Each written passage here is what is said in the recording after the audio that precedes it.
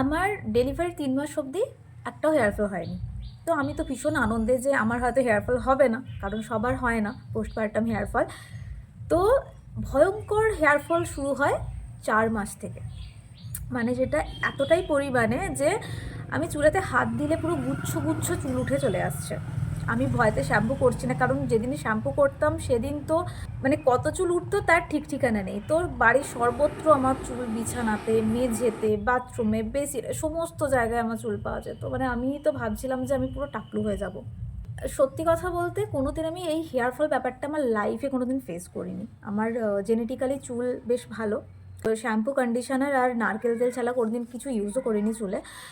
তো এবার হেয়ার ফলের সময় আমাকে অনেকেই বলতো যে এটা মেখে দেখ, হয়তো ভালো হতে পারে, এটা ওটা মেখে দেখ। বাট আমি ভয় পেতাম কিছু ইউজ করতে, কারণ একেই হেয়ার ফল হচ্ছে, তার মধ্যে নতুন কিছু ইউজ করলে যদি আরও হেয়ার ফল হয় তখন আমি কী করব। খুব মানে প্রচণ্ড মন খারাপ লাগতো। তো কী করলাম, মনের দুঃখে চুলটা কেটে ফেললাম। আমার প্রেগন্যান্সিতে আমার কোমর অবধি চুল হয়ে গিয়েছিল এবং ভীষণ ভালো কোয়ালিটির। সেটা আমি কেটে এইটুকু করে ফেললাম। তারপরেও হেয়ার ফল হচ্ছিল। এখন হচ্ছে ৮ মাস চলছে আমার পোস্টপার্টামের। এই ৮ মাসে এসে আমার হেয়ার ফল টাচউড অনেকটা কমে গেছে, কিচ্ছু ইউজ না করেই। তো বিষয়টা যেটা বুঝলাম যে এটা একদমই একটা হরমোনাল কারণে হয়। এখনও যে হেয়ার ফল হচ্ছে না সেটা বলবো না, এখনও হচ্ছে, বাট ওই পরিমাণে হচ্ছে না, পরিমাণটা অনেকটা কমে গেছে। তো নতুন মায়েদের বলবো, তোমরা হেয়ার ফল নিয়ে প্যানিক করো না। প্যানিক করলে কিন্তু আরও হেয়ার ফল হবে স্ট্রেস থেকে।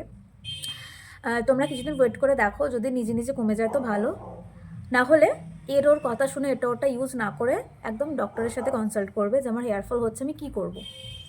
এটাই হচ্ছে ব্যাপার। তো ভাবলাম যে এটা তোমাদের সাথে শেয়ার করি, হয়তো অনেকেরই উপকারে লাগতে পারে। তো তোমাদের হেয়ার ফল হচ্ছে কিনা বা তোমাদের এই পোস্টপার্টাম হেয়ার ফলের এক্সপিরিয়েন্সটা অবশ্যই কমেন্ট করে জানিও।